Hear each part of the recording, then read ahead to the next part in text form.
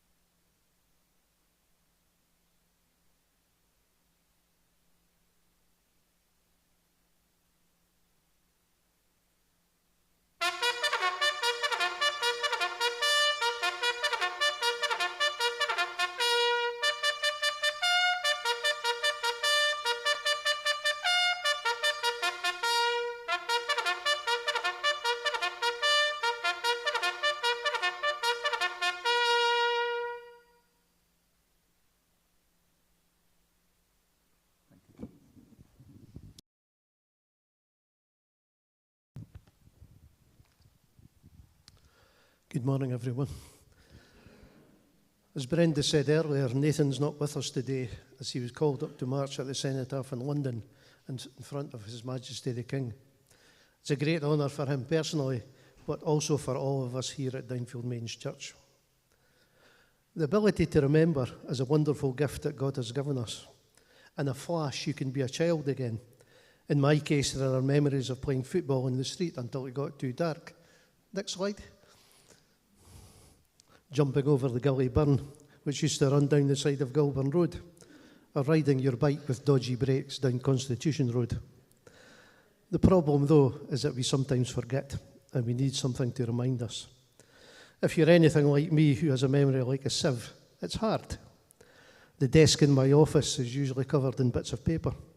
I have to-do lists on my computer desktop, and every appointment in my phone calendar comes with 3 separate reminders. At the Lectio meeting a week past Wednesday, Karen mentioned that it is sometimes hard to remember someone's name when you see them outside their normal context. You know them, but you just can't place them. That's me to a T. Only because an ex-colleague constantly reminds me of it, I remember coming out of the council office in Kirkcaldy back in the late 1990s and talking to a young couple who had a newborn baby with them. When we were walking away, Helen turned to me and said, "You have no idea who that was, do you?" As it turned out, the man was actually one of my staff. In my defence, he was someone I rarely saw because Fife is a big place. At least that's my story. But even though we sometimes struggle to remember them, names are important. Have you ever stopped to read the names on our war memorials and thought about who these people might have been? Next slide. Between the memorials from Mains Church and Downvale South, there are 59 names listed from World War I and 17 from World War II, and they raise a number of questions. Were Alexander and Thomas Cochrane, or George and William Masterton, perhaps brothers? Were the 2 William Clarks listed, perhaps father and son? One of the names listed on one of our memorials is Lieutenant Sir Gilchrist Neville Ogilvie Bart, who's commemorated at the Menin Gate at Ypres in Belgium. He is also listed on the memorial in the cloisters at Eton College. He died aged 22, and that's his picture.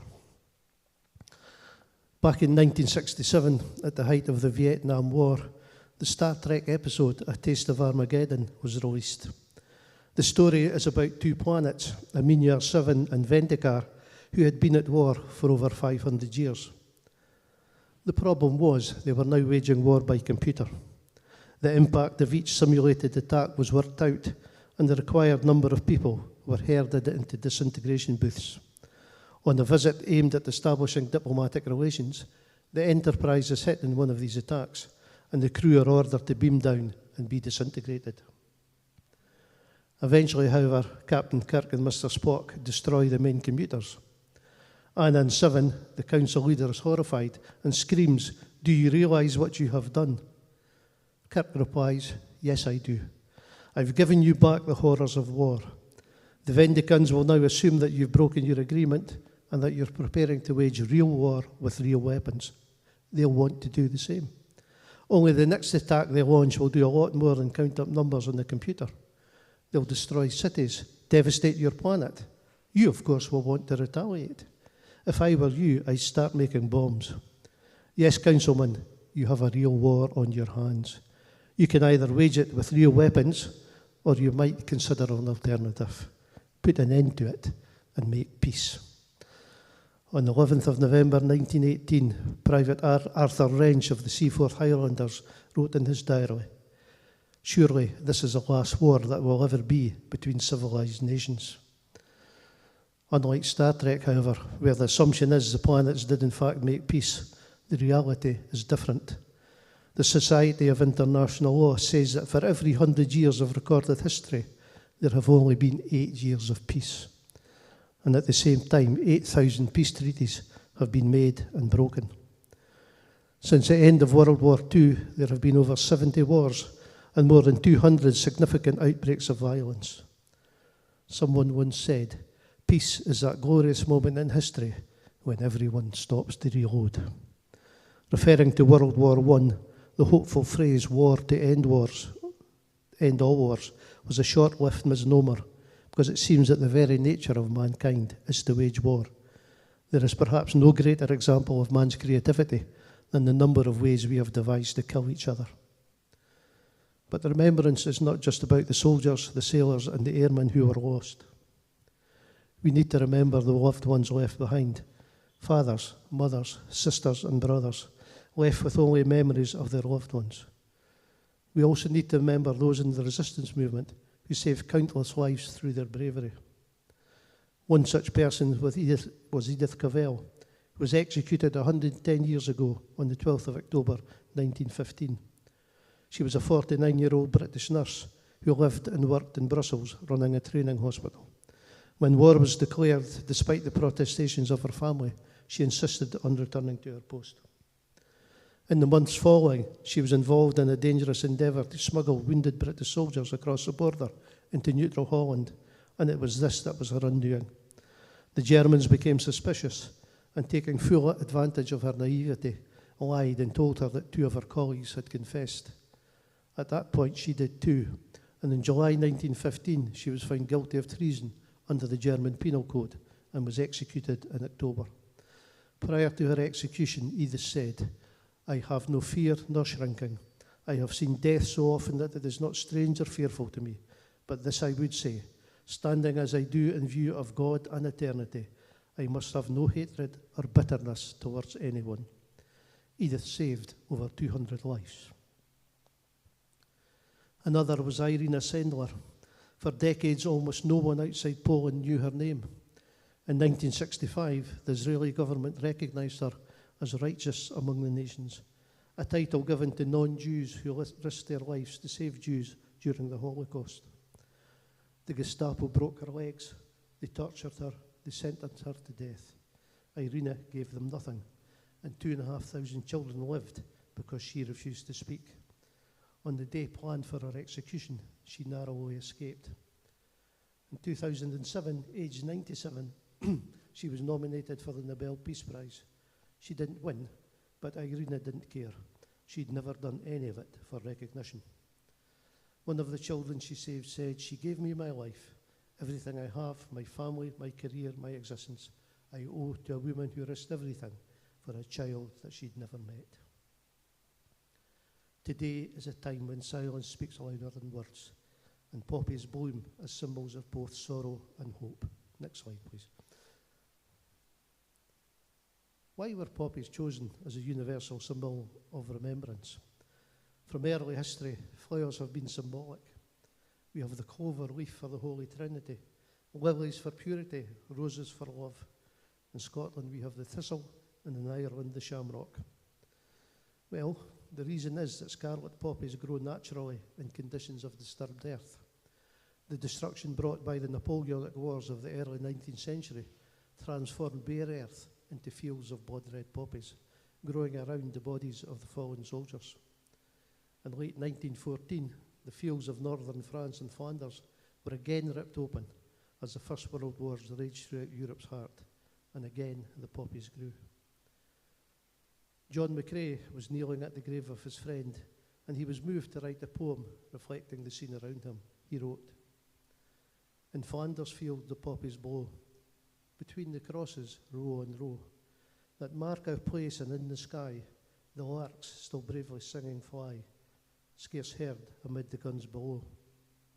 We are the dead. Short days ago we lived, felt dawn, saw sunset glow, loved and were loved, and now we lie in Flanders field. Take up our quarrel with the foe, to you from failing hands we throw the torch. Be yours to hold it high. If you break faith, with us you die. We shall not sleep, though poppies grow in Flanders field." McCrae was unhappy with his poem, and he threw it away. But one of his fellow officers found it, and he was so touched by it that he sent the poem back to England, where it was published in the magazine Punch. As a result, the scarlet poppy quickly became the symbol for soldiers who had died in battle. Next slide, please. Memory is powerful.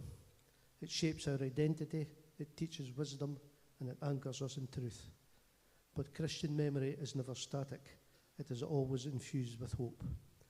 Hope that the dead are not lost, but are held in the eternal embrace of God. Hope that one day Christ will return and make everything new. Hope that even in the darkest valley, the light of Christ shines. The same light that allowed King David to proclaim, "Even though I walk through the valley of the shadow of death, I will fear no evil, for you are with me, Your rod and your staff, they comfort me. Memory, too, is sacred. It connects generations, teaches lessons, and preserves truth. When we say, lest we forget, we are not just recalling names etched on silent memorials. We're committing ourselves to live our lives in a way that honours their sacrifices. The poppy wreaths and crosses laid at memorials across the world today and on Tuesday help us remember the suffering and the sacrifice, but they also remind us that there is always a light of hope through Jesus Christ our Lord. Next slide, please. In John 15:12-13, we read, next slide. My command is this, love each other as I have loved you. Greater love has no one than this, to lay down one's life for one's friends. In the Living Translation it reads, I demand that you love each other as much as I love you, and here is how you measure it. The greatest love is shown when a person lays down his life for his friends. Throughout Scripture, God's people are instructed to stop and remember what he has done for us. The opening verses of Psalm 105 read, give thanks to the Lord and proclaim his greatness. Tell everyone about his wonderful deeds. Remember the wonders he has performed, his miracles and the rulings he has given. He is the Lord our God. On Remembrance Sunday, let us remember that Jesus loved us enough to go to the cross, dying so that each of us might live. Remember, too, the courage of those who stood against tyranny, not for glory, but for love. Love of country, love of neighbour, love of peace.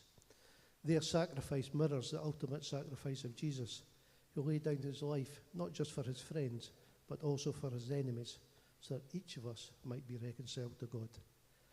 Greater love has no one than this is not simply poetic sentiment. It is the beating heart of Remembrance Sunday, because we remember those who died not for glory, but for duty, for country, and most importantly, for one another. Next slide. War is a consequence of the human sins of pride, greed, hatred, and fear. And yet, in the midst of conflict, God calls his people to be agents of peace.